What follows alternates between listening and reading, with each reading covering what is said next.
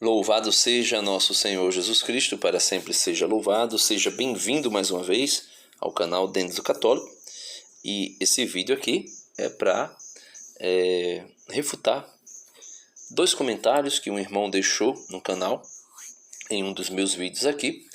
Na verdade, o vídeo que ele deixa o comentário é um vídeo que eu faço um desafio a qualquer mortalista, ou seja, qualquer teólogo moderno, né, que traz doutrinas de demônios, como diz o apóstolo São Paulo, que criam novas doutrinas, que criam heresias e tentam passar essas heresias como sendo a verdade absoluta.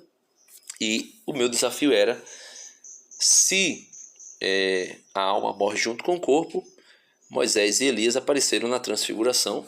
Elias vivo, não tinha morrido, e Moisés tinha morrido. Então Moisés apareceu lá. Então prova que a alma sobrevive após a morte e pode se comunicar, se Deus assim permitir, e pode dialogar, conversar com outra pessoa, né?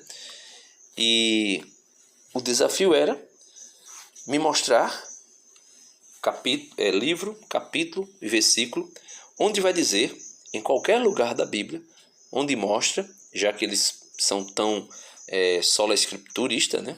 São sola escritura, somente a escritura, só vale a escritura, porque a escritura para os protestantes, né, é a única regra de fé e de moral dos crentes, entre aspas. Já que só vale o que está na escritura, eu pedi que ele me mostrasse onde tem, qual livro, qual capítulo, qual versículo, onde Moisés foi ressuscitado pela Trindade, ou apenas pelo Pai, ou pelo Filho, ou pelo Espírito Santo, né? Então, o meu desafio foi esse. E até agora ninguém me provou nada, até agora ninguém me trouxe nenhuma resposta. E a pergunta dele, vou mostrar aqui os dois comentários, mas eu vou fazer primeiro uma resposta ao comentário primeiro, né, o primeiro comentário, o comentário inicial, e depois eu faço para o segundo comentário. Então vamos lá, vou mostrar aqui o comentário dele. O comentário é esse aqui do vídeo. Ele vai dizer o seguinte: então nos diga, Denis, né? Acho que no corretor saiu ali nós, mas então nos diga, Denis, na transfiguração era Elias em corpo e Moisés em espírito? Então veja, ele está perguntando se era Elias em corpo e Moisés em espírito. Os dois apareceram. Segundo alguns estudiosos, Elias foi arrebatado em corpo e alma, né? Os biblistas vão dizer isso. Moisés morreu. O livro do Deuteronômio vai dizer que Moisés morreu e Deus mesmo o sepultou antes que ele mesmo entrasse na terra prometida. Então, pode ser Elias com corpo e alma, né? E pode ser Moisés somente em espírito. Aí ele pergunta: é possível se ver um espírito? Sim, é possível se ver um espírito. Ele pergunta: é possível fazer tenda para um espírito? Essa pergunta, se era possível fazer tenda para espírito, eu vou responder com a Bíblia na leitura da transfiguração, né? Lá no texto da transfiguração, que ele fica com a visão míope somente em Mateus 17. Eu vou mostrar em Lucas porque Pedro pensou em fazer tendas, né? Mas vamos lá. Ele disse: Moisés apareceu em espírito? Sim, apareceu em espírito, né? Porque ele não tinha sido ressuscitado. Ele não tinha sido ressuscitado. Os protestantes dizem que ele foi ressuscitado. Só, para criar argumento extra-bíblico, porque não tem na Bíblia em lugar nenhum dizendo que Moisés foi ressuscitado, para sustentar a mortalidade da alma, eles criam um argumento extra-bíblico, mesmo eles dizendo que só acreditam no que está na Escritura, e na verdade eles não acreditam, são ateus práticos. Eles criam um argumento extra-bíblico para afirmar ou corroborar com a crença da mortalidade da alma, quando na verdade isso não existe. É possível ver um espírito? Moisés apareceu em espírito? Apareceu em espírito. É possível ver um espírito? É possível. E eu mostrei, e eu disse a ele, usando 1 Samuel 28, onde fala de Samuel que aparece, Deus permite, né, para decretar um juízo a Saul, porque havia sido proibido a evocação dos mortos. E mesmo assim, Saul, porque Deus não mais falava com ele nem por meio de Moisés, antes de Moisés morrer, de Samuel, antes de Samuel morrer, e nem em sonho. Então, Saul decide, de alguma maneira, saber algo sobre o futuro.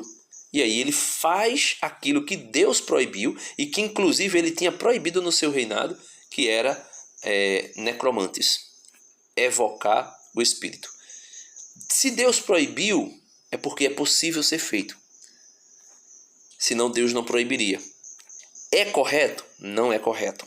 É errado, é pecado fazer essa prática.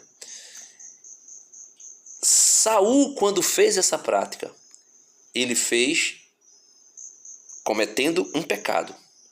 E Deus permitiu que Samuel aparecesse para decretar um juízo sobre Saul, sobre o próprio Saul. Então eu falei com ele de 1 Samuel 28, versos do 12 até o versículo 21, e ele disse que não era Samuel. E por que ele disse que não era Samuel?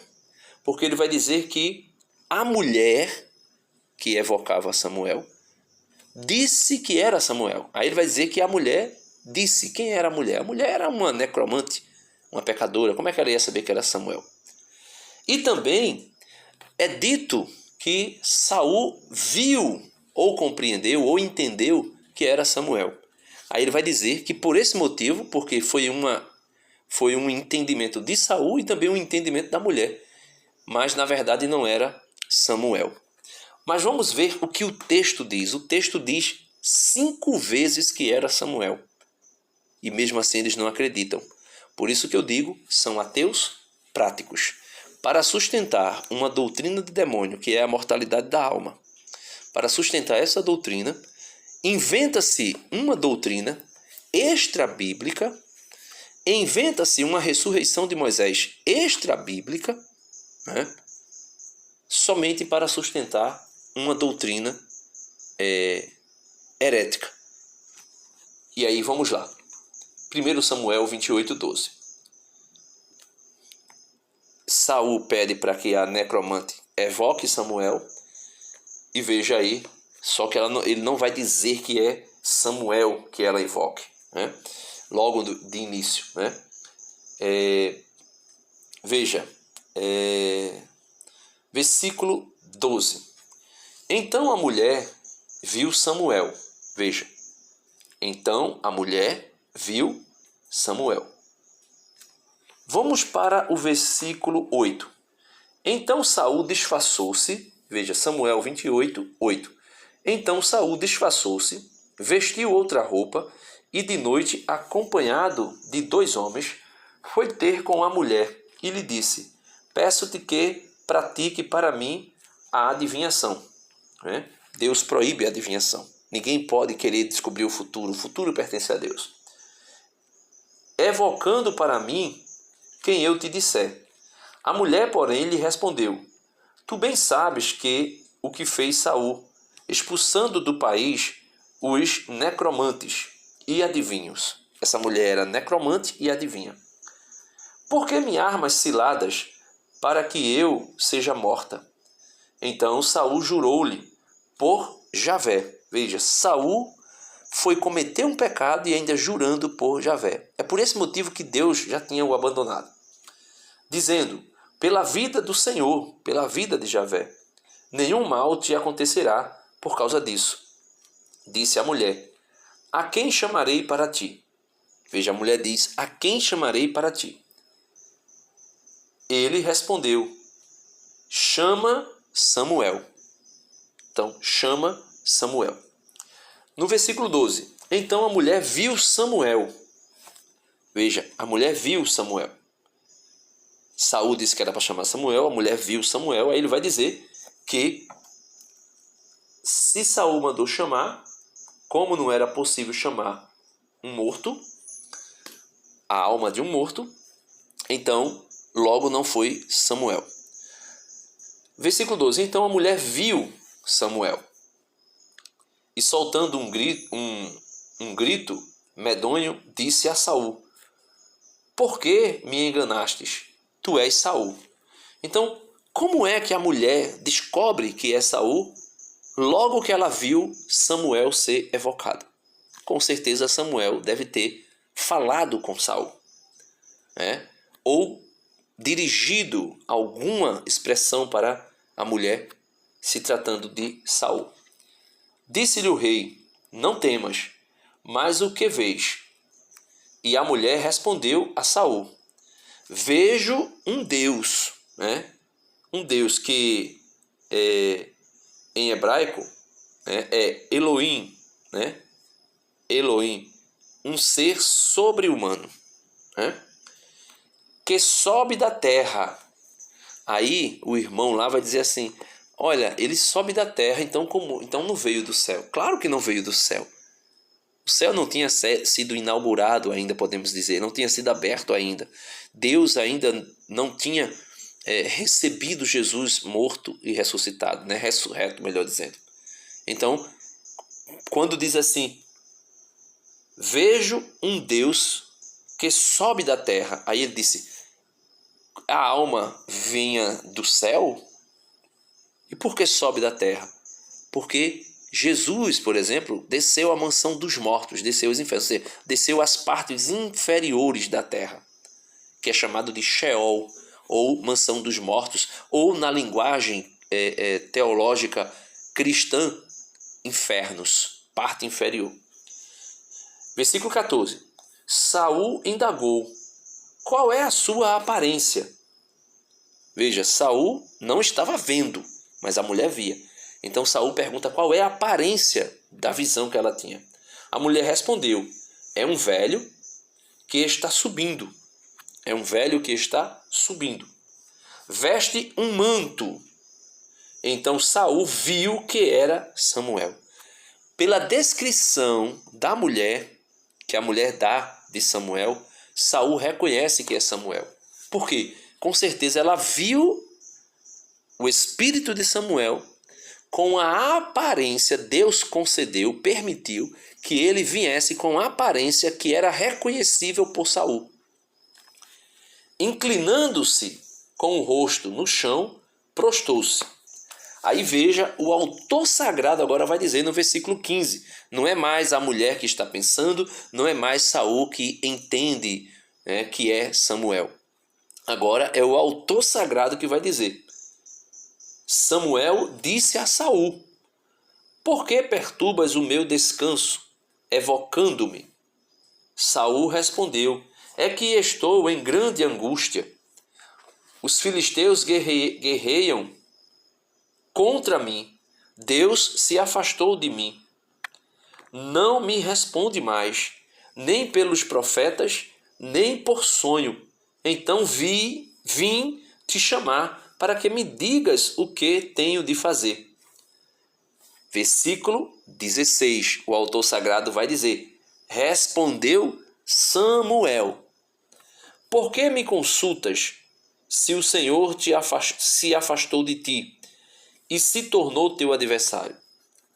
Javé fez por outro, como te havia dito, por meu intermédio.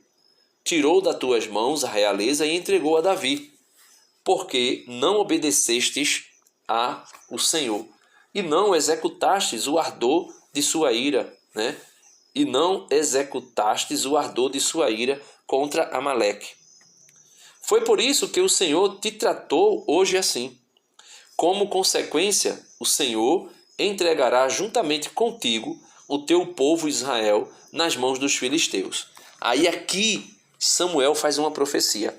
Amanhã tu e teus filhos, veja, amanhã tu e teus filhos estareis comigo. Veja, estareis comigo. Onde? No Sheol, morada comum de todos os mortos, bons ou maus, da antiga aliança antes da vinda de Cristo. Então, não era o céu. Não era o céu, mas existia um lugar nas partes inferiores que era chamado também de inferno, ou Sheol, ou Hades, né? E o exército de Israel também. Então, ele está dizendo que amanhã, tu e teus filhos estareis comigo. E o exército de Israel também. O Senhor o entregará nas mãos dos filisteus. Versículo 20. Imediatamente Saul caiu, estendido no chão, terrificado pelas palavras de Samuel, e também enfraquecido por não se ter alimentado todo o dia e toda a noite. Então, veja, aparece 5 vezes no texto que é Samuel. 2 vezes de maneira forte, ou melhor, 3 vezes de maneira forte, no versículo 15, onde diz que Samuel disse a Saul, no versículo 16, onde diz que respondeu Samuel, e no versículo 20, onde diz que Saul caiu estendido no chão, terrificado, aterrorizado pelas palavras de Samuel. E quais foram as palavras de Samuel? Amanhã mesmo, tu e teus familiares estarão comigo aqui. Aí você pode ler o capítulo 31 do livro, primeiro livro de Samuel, capítulo 31, e você vai ver se concretizando a profecia de Samuel, que depois de morto, profetizou a morte de Saul e de seus familiares. E esta profecia se cumpriu no capítulo 31 do primeiro livro de Samuel, você confere aí. Em um livro chamado Eclesiástico, um livro que não tem na Bíblia protestante, porque Lutero, mesmo dizendo que acreditava somente nas Escrituras, amputou as Escrituras, tirou 7 livros dela. A palavra de Deus diz que uma vírgula, um ponto do i não pode ser modificado. E Lutero tirou 7 livros. Lutero tirou 7 livros, a ponto de ser necessário que o Concílio de Trento reafirmasse o cânon bíblico, constando esses 7 livros que foram tirados. Eclesiástico, Sabedoria, 1º e 2º Macabeus, e sucessivamente. O vídeo aqui não é sobre cânon. Então, nesse livro de Eclesiástico, capítulo 46, você lê do versículo 13 até o versículo 20, dependendo da tradução bíblica, pode ser do versículo 16 até o 23, mas na Bíblia de Jerusalém é do 13 ao 20.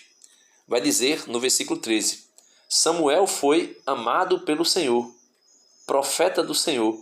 Ele estabeleceu a realeza e ungiu os chefes estabelecidos sobre o seu povo. Aí você dá um pulinho aí para o que interessa, no versículo 20, mas você pode ler do 13 ao 20. No versículo 20 vai dizer assim, né? O autor de Eclesiástico diz, inspirado pelo Espírito Santo: até depois de morrer, ele profetizou, anunciou ao rei a sua morte. Do seio da terra, veja, do seio da terra, ou seja, do Sheol, dos infernos, da mansão dos mortos, do seio da terra, elevou a sua voz em profecia, profetizando para apagar a iniquidade do povo. Então, ele profetizou até depois de morto. Mas o protestante vai dizer que não é Samuel. 5 vezes em 1 Samuel 28 é dito que era Samuel. Em Eclesiástico, capítulo 46, versículo 20, vai dizer que até depois de morto, Samuel profetizou, anunciando a morte do rei. E do seio da terra, ou seja, do Sheol, ele levantou a sua voz. E aí nós podemos ver nitidamente que a alma pode ser vista, mesmo que Deus tenha proibido a evocação dos mortos, uma alma, por permissão de Deus, pode ser vista. Aí ele vai fazer a outra pergunta, né? É possível ver um espírito? Eu mostro aqui que é possível ver. Tanto é que Pedro, Tiago e João viram Moisés na transfiguração. E Moisés tinha morrido. E Moisés não foi ressuscitado. Os protestantes mortalistas vão dizer que foi ressuscitado. Se foi, me mostre. Ainda está aqui o desafio. Me mostre livro, capítulo e versículo onde Deus ressuscita Moisés. E mesmo que Deus o ressuscitou, ele ressuscitou para não mais morrer, e aí ele assume o lugar de Cristo como sendo o primeiro a ressuscitar dos mortos para não mais morrer. E o Novo Testamento, principalmente Paulo, que vai dizer que Jesus é a primícia dos que morreram, dos que dormem, dos que morreram, né? Jesus é a primícia, ou seja, Jesus é o primeiro a ressuscitar dentre os mortos para não mais morrer. E se ele foi ressuscitado e morreu depois, mostra algum respaldo bíblico onde ele foi ressuscitado e depois voltou a morrer, né? Então está aí o desafio lançado. Mas ele vai dizer aí, porque Pedro diz, né? Senhor, é tão bom estarmos aqui, lá na transfiguração. Se o Senhor desejar, se o Senhor quiser, nós podemos fazer 3 tendas. Uma para ti, Jesus estava vivo. Uma para Elias. Elias também, né? Estava vivo porque foi arrebatado em corpo e alma. E uma para Moisés. Aí ele diz, é possível fazer uma tenda para um espírito? Nós vamos compreender o porquê Pedro disse isso no livro de São Lucas, capítulo 9, versos do 28, que é o texto paralelo de Mateus 17, do 1 ao 9, que fala sobre a transfiguração do Senhor, como também Marcos 9, do 2 ao 10, que também fala da transfiguração do Senhor. Mas Lucas traz, né, não é Lucas Banzoli, é Lucas, o escritor do Evangelho e do Ato dos Apóstolos. Lucas traz para nós informações importantíssimas para entendermos por que Pedro queria fazer tendas. Veja, capítulo 9 de Atos dos Apóstolos, versículo 28 diz assim: mais ou menos 8 dias depois dessas palavras, tomando consigo a Pedro, João e Tiago, ele, nosso Senhor Jesus Cristo, subiu a montanha para orar. Então Jesus sobe a montanha para orar. Enquanto ele orava, acontece um grandioso milagre. Enquanto ele orava, o aspecto do seu rosto se alterou. Então ele muda, ele se transfigura. Ele muda de aparência, ele transfigura a sua face. Não é mais aquela que os apóstolos estavam acostumados, né? É uma face gloriosa, né? Uma aparência do seu físico gloriosa, como que tivesse já ressuscitada e gloriosa.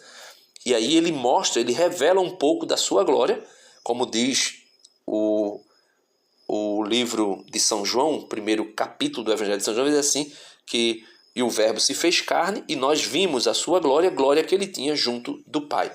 Então, ele orava, versículo 29, enquanto orava, o aspecto do seu rosto se alterou, suas vestes tornaram-se de fulgurante brancura. Versículo 30. E eis que 2 homens, veja, eis que 2 homens conversavam com ele. Então, se esses 2 homens conversavam com ele, isso já deixa claro que Moisés, a alma de Moisés, podia dialogar, conversar. Não estava dormindo, né, como diz os mortalistas. E por isso também não era necessário que o corpo dele fosse ressuscitado para que ele aparecesse. E aí São Lucas vai dizer quem eram esses 2 homens que conversavam com Jesus. Eram Moisés e Elias. Que aparecendo, envoltos em glória, junto com Cristo, da mesma forma que Cristo foi glorificado aqui, podemos dizer, não a glorificação pós-ressurreição, mas um aspecto glorioso é apresentado de Jesus. Também eles dois, aparecendo envoltos em glória, falavam de seu êxodo que se consumiria em Jerusalém. Falava-se da Páscoa do Senhor. O Senhor iria passar e iria em Jerusalém se concretizar seu sacrifício, a sua morte, né? Versículo 32.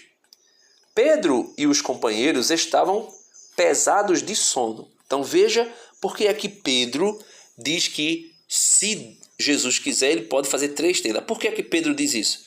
Pedro estava, Pedro e também os seus companheiros, Tiago e João, estavam pesados de sono. Ao despertarem, veja, eles despertam, ao despertarem, viram sua glória. A glória de quem? De Jesus. E os 2 homens que estavam com ele. E quando estes iam se afastando, Pedro disse a Jesus: Mestre, é bom estarmos aqui. Façamos, pois, 3 tendas, uma para ti, outra para Moisés, e é por isso que o irmão diz, é possível fazer tenda para uma alma, e outra para Elias. E por que Pedro queria fazer tenda para uma alma, por exemplo, que é a indagação dele, o argumento, que empobrece ainda mais, porque mostra que eles não observam o detalhe das Escrituras. Então, veja agora o que diz. Mas sem saber o que dizia. Pedro disse: Mestre, é bom estarmos aqui. Façamos, pois, 3 tendas, uma para ti, outra para Moisés e outra para Elias. E São Lucas revela para nós que Pedro não sabia o que dizia. Ainda falava, quando uma nuvem desceu e os cobriu com sua sombra. E ao entrarem na nuvem, os discípulos se atemorizaram. Da nuvem, porém, veio uma voz dizendo: Este é o meu filho, o eleito, ouvi-o. Ao ressoar essa voz, Jesus ficou sozinho. Os discípulos mantiveram silêncio. E, naqueles dias, a ninguém contaram coisa alguma do que tinham visto. Veja, a ninguém contaram coisa alguma do que tinham visto. Percebe aí? Então, essa figura, essa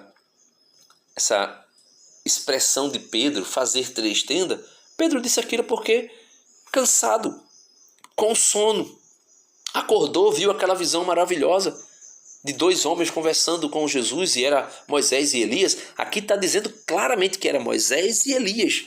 Moisés tinha morrido. Então como é que Moisés ia aparecer aqui? Ah, não, foi ressuscitado. Mostre-me onde Moisés foi ressuscitado. Livro, capítulo e versículo. Mostre, e eu acreditarei nas Escrituras. Mas não existe esse texto.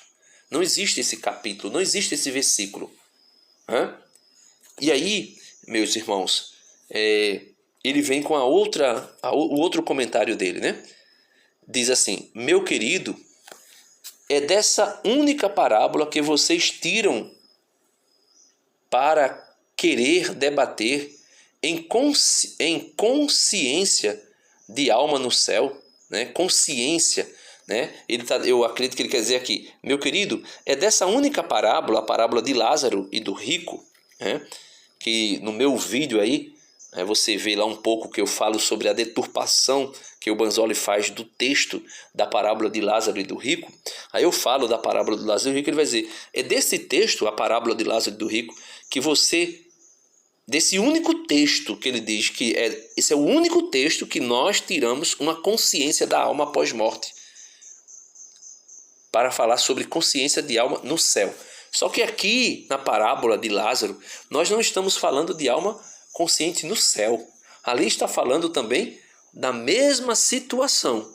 A mesma situação lá de Samuel, que vem do Sheol, ou seja, do Sheol, ou seio de Abraão. Esse seio de Abraão é o Sheol, é a mansão dos mortos, que era a mesma, entre aspas, o mesmo lugar para todos os mortos da antiga aliança, com exceção de que quando Deus, na pessoa de Cristo Jesus, vai até lá, Deus tira os justos daquele lugar e aí inaugura o paraíso para eles, né? Jesus já ressuscitado vai até lá, né? Desce à mansão dos mortos, ali chama, e quando Jesus ressuscita e Jesus ascende aos céus, estes entram com Jesus, né? Abram, ó portas, os vossos frontões, para que entre o Rei da Glória, né? E o Rei da Glória entra acompanhado de parte da sua igreja gloriosa que já havia morrido na antiga aliança, ou seja, aqueles que foram fiéis da antiga aliança e que morreram salvos. Eles entram com Jesus, Jesus inaugura, abram-se portas, os vossos frontões, para que o Rei da Glória entre. Então Jesus entra juntamente com os justos da antiga aliança no céu. E aí o céu como é que eu posso dizer? Inaugurado, podemos assim dizer, e os ímpios, né, os infiéis do Antigo Testamento, eles são condenados, eles recebem o decreto da condenação. E nós podemos ver isso onde?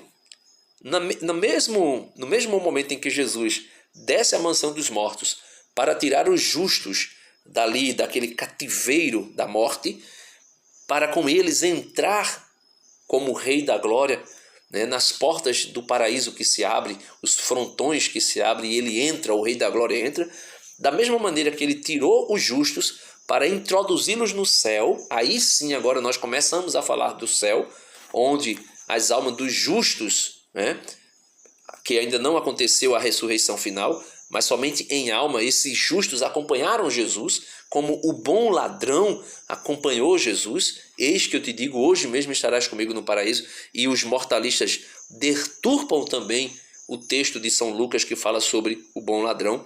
Eles vão dizer que Jesus diz assim: eis que te digo, hoje estarás comigo no paraíso.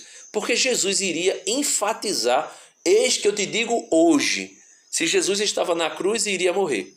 Se o ladrão estava também ao lado de Cristo na cruz, iria morrer. Por cargas d'água, né, Jesus iria enfatizar: eis que eu te digo hoje. Todo mundo, inclusive o ladrão, estava vendo de viva voz, ou melhor, vendo de olhos nus, né, que Jesus falava naquele momento.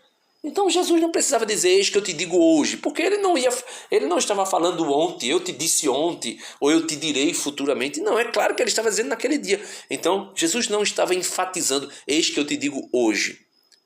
Jesus apenas falou: eis que eu te digo, vírgula, hoje mesmo estarás comigo no paraíso. Não, Denis, mas Jesus morreu na sexta e só ressuscitou no domingo pela manhã. Como é que ele disse ao ladrão vivo: eis que hoje estarás comigo no paraíso? Porque os dois morreram naquela sexta-feira, Jesus e, entre aspas, o bom ladrão. E quando ele morre, Jesus entra numa coisa chamada eternidade. A ressurreição de Jesus acontece na eternidade e é manifesta no tempo. A pedra que rolou do túmulo não foi para Jesus sair. Não foi para que a ressurreição pudesse acontecer. Não, a pedra rolou apenas como testemunha. Veja, se os profetas se calarem, as pedras falarão. Aquela pedra do sepulcro que foi movida por um anjo, aquela pedra é a pedra que fala, é a pedra que anuncia a ressurreição do Senhor dos Senhores. E aí, meus irmãos, quando Jesus diz: eis que eu te digo, hoje mesmo estarás comigo no paraíso, é porque São Pedro vai deixar claro: um dia para o Senhor é como 1000 anos, e 1000 anos como um dia. Então, quando Jesus morre na sexta-feira, para nós é sexta-feira. Mas quando Jesus morre, Jesus entra na eternidade. O ladrão morreu, entra na eternidade. No mesmo instante, o livro a carta aos Hebreus vai dizer que o homem está destinado a morrer uma só vez e depois que morre, segue-se ao juízo. Então aquele homem, por quê? Um dia, diz São Pedro, um dia para o Senhor é como 1000 anos e 1000 anos como um dia. Então por isso Jesus poderia dizer ali naquela sexta-feira: hoje mesmo estarás comigo no paraíso, porque assim que eles fecharam os olhos, assim que eles respiraram, inspiraram e morreram, assim que Jesus proclama está tudo consumado e entrega o seu espírito, naquele exato momento ele não está mais sujeito ao tempo, como também aquele ladrão na sua alma espiritual não estão mais sujeitos ao tempo, eles entram na eternidade, e é por isso que ele pode entrar na eternidade e dizer: hoje mesmo estarás comigo no paraíso, porque aquele homem já desfrutava da salvação eterna com Jesus. O salmista vai dizer que a vigília que passou para o Senhor é como 1000 anos, ou 1000 anos para o Senhor é como a vigília que passou. Então, esse Jesus, São Pedro, na sua primeira carta, capítulo 3, verso 19 e 20, vai dizer o seguinte, veja, São Pedro, vamos ler do 18, Vamos ler do 18. Primeira carta de São Pedro, capítulo 3, verso 18, vai dizer assim: porque Cristo morreu uma vez por vossos pecados, o justo, Jesus Cristo, pelos injustos, nós, para vos conduzir a Deus. Sofreu a morte no corpo, ressuscitou pelo Espírito. E assim, ou seja, em Espírito, foi proclamar também para as almas encarceradas. Que almas foram essas que estavam encarceradas lá no Hades, ou no Sheol, ou na mansão dos mortos? Versículo 20, 1 Pedro 3:20.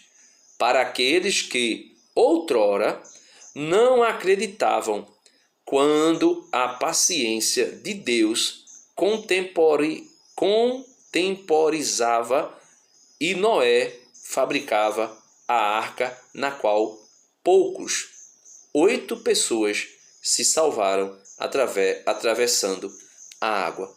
Então, Jesus desceu à mansão dos mortos para pregar aos espíritos que foram infiéis no tempo de Noé. E aqui nós podemos entender não somente os que foram infiéis no tempo de Noé, mas que foram infiéis na antiga aliança toda.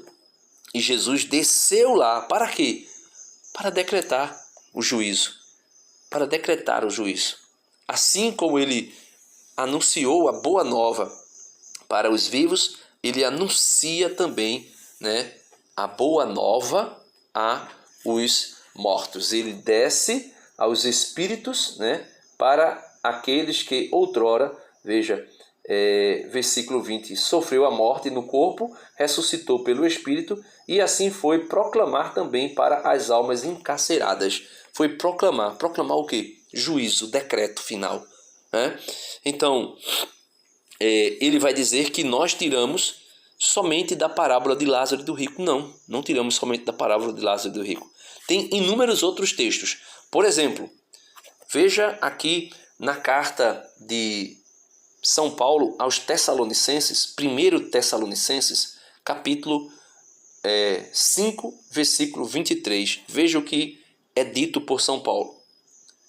O Deus da paz vos conceda santidade perfeita, e que o vosso ser inteiro, veja, e que o vosso ser inteiro, então Paulo está falando aqui que existem partes no ser humano, O homem é composto de partes.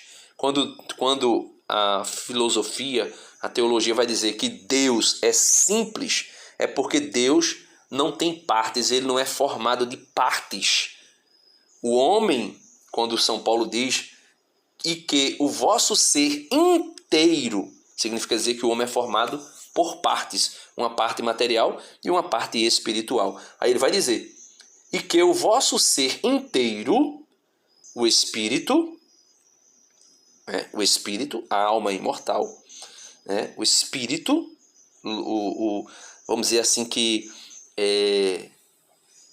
a parte mais íntima do ser humano, que está aí em unidade com a alma, que é o intelecto, o intelecto do homem, as suas ideias, os seus pensamentos, as suas emoções, a sua consciência, a sua memória, e o corpo.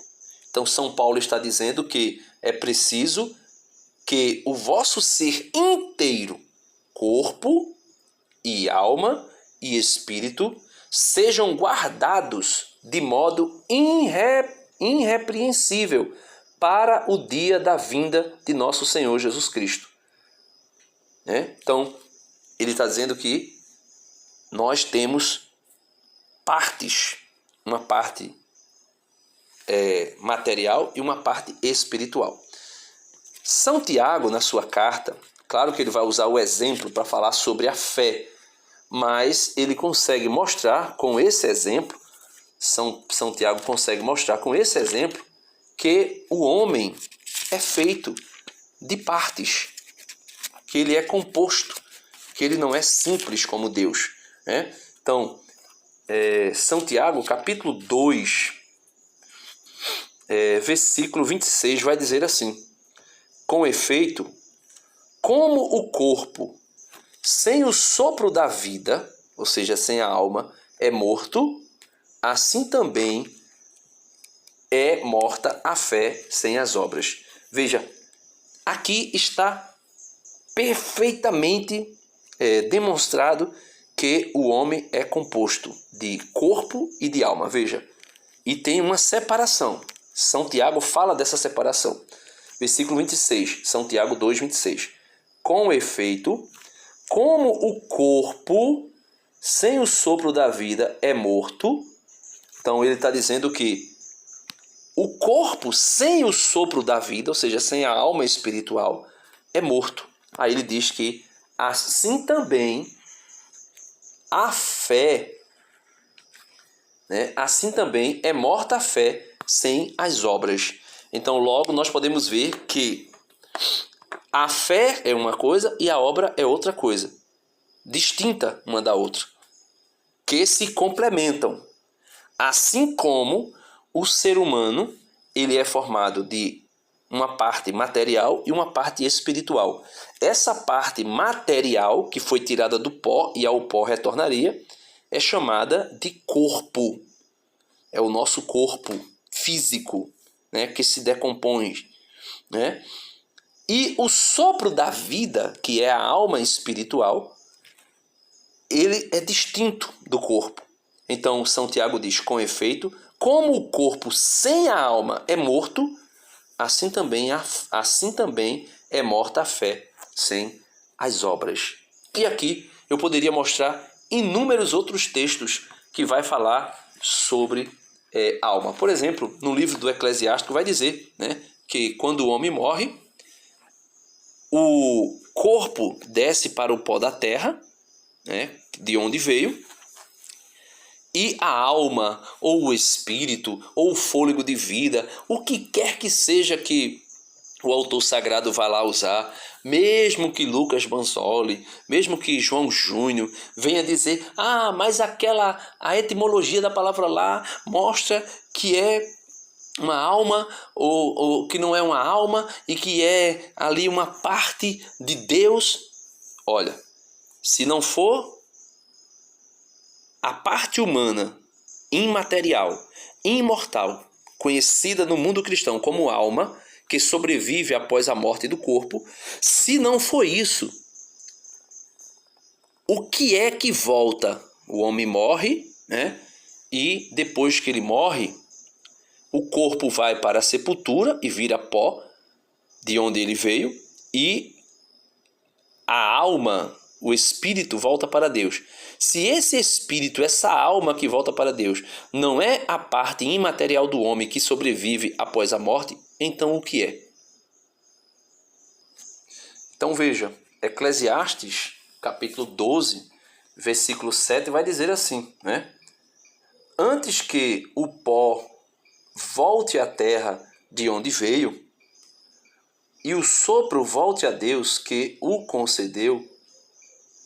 Então, ele está dizendo que o homem, quando morre, o corpo volta ao pó da terra, de onde veio, de onde foi tirado, da terra. O homem foi criado, né, a partir do elemento material.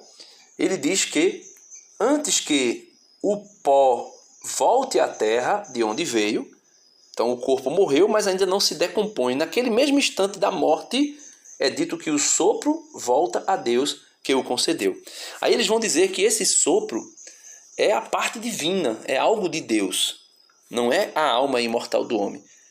Minha gente, aí entra outra doutrina de demônio, que é a doutrina gnóstica, que vai dizer que a parte material foi criada por um demiurgo, e por isso eles vão dizer que a parte espiritual do homem é o que de fato é bom, porque é uma fagulha de Deus, ou seja, é parte de Deus, emanou de Deus. Não, meus irmãos, nós não somos parte de Deus, nós somos criaturas de Deus. E Deus nos criou com corpo e alma, com a parte física e uma parte espiritual.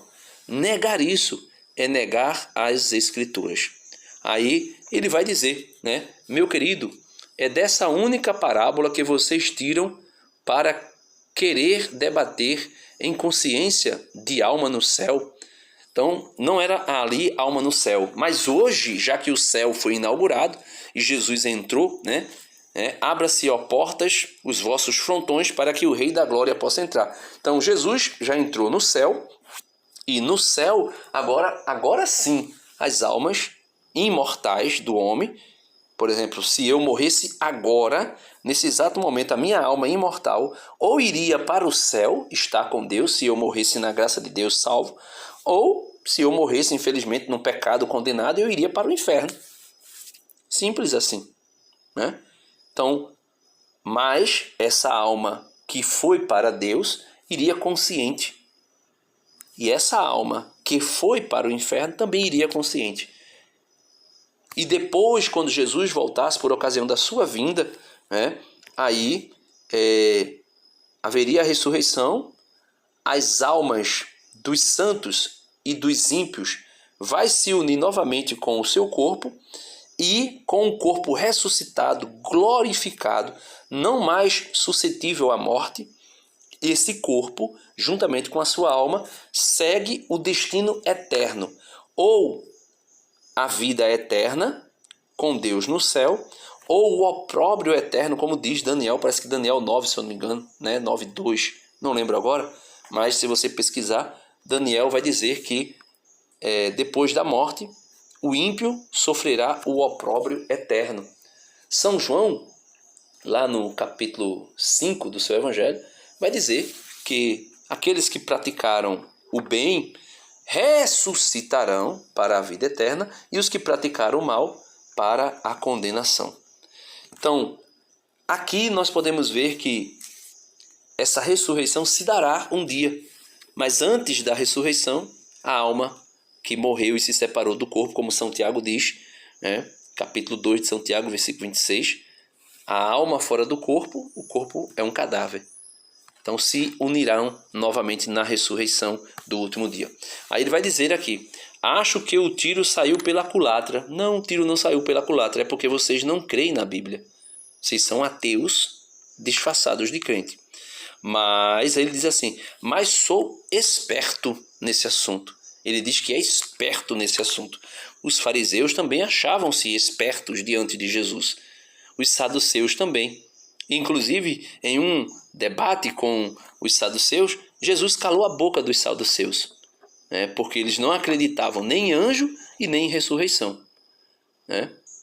Então, a mesma atitude de protestar, de criar doutrinas ou de negar as doutrinas, como os saduceus negavam a existência dos anjos e também a ressurreição, os protestantes hoje inventam a morte da alma, né? Inventam que Jesus é a primeira criatura de Jeová, inventam que não existe a Trindade e que é somente um Deus que se manifestou em 3 momentos distintos, né? É somente o Pai que na criação era Pai, depois ele abandona o céu e se encarna e vira homem, ou seja, aí se torna Jesus, e depois quando Jesus sobe aos céus, aí ele sobe aos céus, mas no mesmo instante ele volta de novo para a terra como Espírito Santo. Então veja que loucura, veja as loucuras. Mas é isso aí, né? O protestantismo vamos dizer que o relativismo do relativismo. O protestantismo tem algo muito perigoso, que é unir todas as heresias em uma só, chamada protestantismo. Então, meus amados irmãos, ele aí conclui, né? Mas sou esperto nesse assunto. Dá para ver, né? Aí ele coloca aí o desafio. Topas comigo? Topas debater comigo sobre isso no ao vivo, amigo? Eu já disse e repito, eu não debato. Não vou debater, porque eu já debati com ele no WhatsApp e não adianta. Eu mostrei, é Samuel. Não é Samuel. Não acredita na Bíblia, né? A gente mostra, não acredita na Bíblia. Está lá, Moisés apareceu em alma na transfiguração. Não, Moisés não apareceu em alma. É impossível fazer tenda para uma alma. Só que Pedro não sabia o que estava dizendo. Pedro estava tão maravilhado com o que estava vendo que Pedro falou algo sem pensar. Sabe quando nós estamos maravilhados com alguma coisa e de repente nós falamos uma bobagem sem nem saber o que estávamos dizendo? Foi o que aconteceu com Pedro. E Lucas deixou isso muito claro. Lucas disse que Pedro não sabia o que falava, o que estava falando, né? Mas Moisés apareceu lá. Não foi Moisés que apareceu. Não foi a alma de Moisés. Moisés apareceu ali ressuscitado. Então mostra livro, capítulo e versículo onde Moisés foi ressuscitado. E eu acreditarei na mortalidade da alma. Sem contar inúmeros trechos do livro do Apocalipse que vai mostrar as almas, né, debaixo do altar pedindo vingança. Aí ele vai dizer, né, eles vão dizer, Lucas Manzoli, eu vi outro dia dizendo, olha, se a alma está no céu, né, consciente, por que é que elas estão pedindo vingança? No céu há espaço para esse sentimento de ódio, de vingança? Quem disse isso? O Antigo Testamento vai dizer que a Deus cabe a vingança. São Paulo vai dizer que nós não devemos querer fazermos vingança, porque a Deus cabe a vingança. Então as almas estavam pedindo que Deus manifestasse a sua vingança contra aqueles que praticaram o martírio delas. Isso é normal, natural. No céu não tem pecado. Logo, aquela vingança que elas pedem, que elas solicitam, não é a vingança delas, não é um sentimento de ódio. Elas agora já estão no perfeito. São Paulo diz na carta aos Coríntios, capítulo 13, quando passar o que é transitório, entrará o que é perfeito. E quando chegar o que é perfeito, nós conheceremos Deus como nós somos conhecidos. E aí, as almas que no altar de Deus, lá no paraíso, né, no céu, no santuário celeste, eles debaixo do altar do santuário celeste, aquelas almas, elas pedem vingança. E não é um sentimento de vingança, é pedindo a Deus, Deus, faça justiça. É o Senhor que pode fazer essa justiça. É ao Senhor que cabe a vingança, como diz o apóstolo São Paulo, parafraseando o que está em Deuteronômio, se eu não estou enganado. Faça uma pesquisa aí, você vai ver. É a Deus que cabe a vingança. Por isso, as almas não estão com sentimento de ira, de raiva, de rancor, querendo vingança. Não é que eles estão no céu pecando em alma. Não, eles estão pedindo ao justo juiz que faça justiça. Que faça justiça. E faça justiça como? Aplicando a vingança. A mim cabe a vingança, diz o autor sagrado, a respeito do próprio Deus, que revela para nós que a ele cabe a vingança. E Cristo vai dizer, né, por meio de São Paulo, que é ele que é o dono da vingança. É a ele que cabe a vingança. E é ele que pode fazer a vingança. Não sou eu, não é você, não somos nós. Então, Lucas Manzoli, protestantes, não é que as almas no céu pedindo vingança estão com sentimento de ódio, de raiva, de rancor e por isso estão pecando no céu. Não, a Bíblia diz que no céu ninguém entra, sem santidade é impossível ver a Deus. Quem entrará, Senhor, no teu santuário celeste para te louvar? O salmista responde: aquele que tem as mãos limpas e um coração puro. Quem é que pode ver Deus? Jesus diz lá no Sermão da Montanha, no capítulo 5, acho que é o versículo 8, né? Bem-aventurados os puros de coração, porque verão a Deus. Quem não se fizer como uma criança não pode entrar no reino dos céus. Então lá no céu não existe sentimento de vingança no sentido da vingança humana, uma vingança que é realizada fora da justiça. Não, a vingança de Deus, as almas pedem a vingança de Deus, né? Então é isso aí, meus irmãos. Infelizmente eles não têm fé, e quem não tem fé, para mim, é ateu. Mesmo que digam ter fé, mas são ateus práticos, não acreditam na palavra de Deus e só usam os textos que lhes são convenientes. Se não for conveniente, eles deturpam o texto, como Lutero fez. Lutero deturpou o texto. O justo viverá da fé.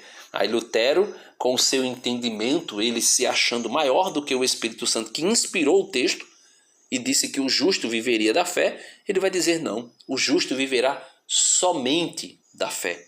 E ele coloca lá o só ou somente da fé, passando por cima da autoridade do autor sagrado, que foi São Paulo, inspirado pelo Espírito Santo. Lutero, se achando mais inspirado do que Paulo, vai dizer que Paulo está errado em dizer que o justo vive da fé, como diz Abacuque, o livro de Abacuque.